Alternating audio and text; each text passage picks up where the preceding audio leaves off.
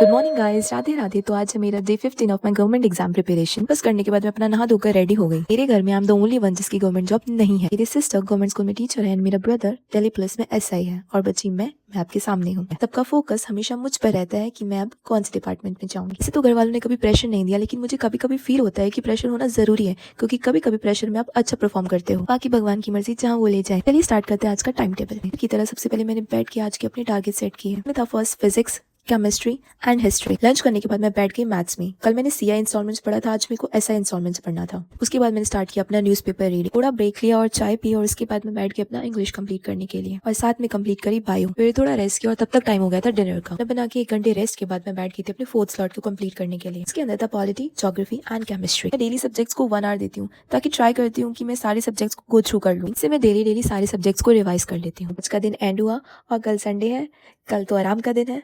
तो मिलते हैं कल के व्लॉग में। राधे राधे।